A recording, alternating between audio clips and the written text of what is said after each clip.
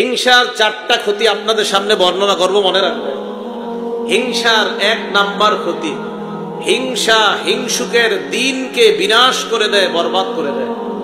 হিংসা হিংসুকের দিনকে বরবাদ করে দেয়, বিনাশ করে দেয়। এক নাম্বার ক্ষতি। তিরমিজি শরীফের 2510 নাম্বার হাদিস। ক্বালা রাসূলুল্লাহ সাল্লাল্লাহু আলাইহি ওয়াসাল্লাম, আল্লাহ নবী বলেন, দাব্বা ইলাইকুম দাউল উমাম, তোমাদের উপর অতীত জামানার উম্মতের বেদি তোমাদের উপর সংক্রমিত হয়। অতীত উম্মতের একটা রোগ তোমাদের উপর সংক্রমিত হয়। এই রোগের মধ্যে একটা রোগ হলো আল হাসাদ, হিংসা করা। আল্লাহ নবী বলেন, হিয়াল হালিক, হিংসা নামক অপরাধ এমন একটা অপরাধ, হিয়াল হালিক, যেটা বিনাশ করে দেয়, মুন্ডন করে দেয়।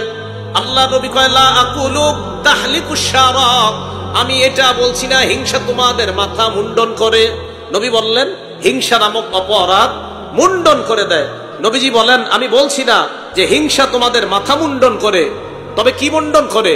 ওয়ালাকিন তাহলিকুদ্দিন, হিংসা তোমাদের দিনকে বিনাশ করে দেয়। বলেন নাউজুবিল্লাহ। হিংসা আমাদের দিনকে বিনাশ করে দেয়। আল্লাহ পাক রব্বুল আলামিন হিংসা নামক অপরাধ থেকে আমরা সবাই যেন বেঁচে থাকতে পারি, আল্লাহ তৌফিক দান করেন। ফ্যানের আওয়াজ হইতেছে, যেটা ওইটা বন্ধ করে দেন, তাহলেই তো হয়। রাসূল করিম সাল্লাল্লাহু আলাইহি সাল্লামের হাদিস থেকে আমরা জানলাম হিংসা দিনকে বরবাদ করে দেয়। এটা হলো এক নাম্বার ক্ষতি। হিংসার দুই নাম্বার ক্ষতি, রমজান মাসে এত আমল করলেন, এই আমলগুলা যেন বরবাদ না হয়ে যায়। মন দিয়ে শুনি আমরা। হিংসার দুই নাম্বার ক্ষতি, হিংসা নেক আমলকে বরবাদ করে দেয়।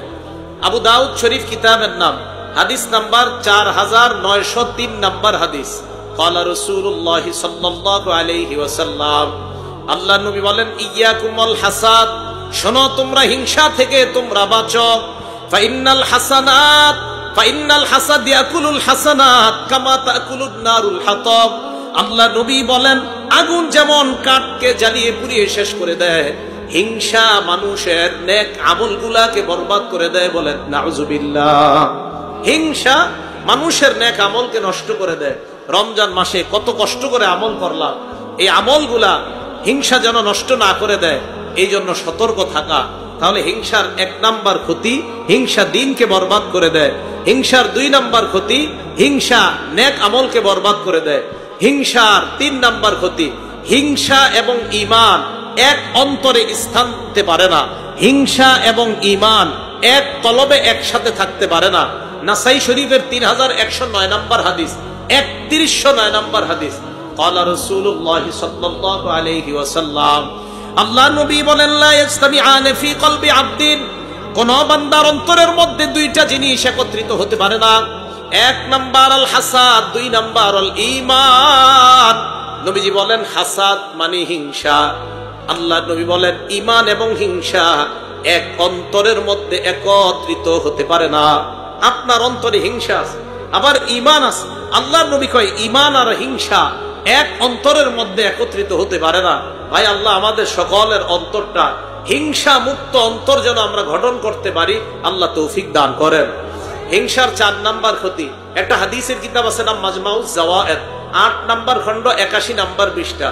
ক্বালা রাসূলুল্লাহ সাল্লাল্লাহু আলাইহি ওয়াসাল্লাম, আল্লাহ নবী বলেন, লা ইয়াজালুন নাসু বিখাইরিন মা লাম ইয়াতাহাসাদু। নবীজি বলেন, মানুষ যতক্ষণ পরস্পর হিংসা না করে ততক্ষণ মানুষ কল্যাণের মাঝে থাকে।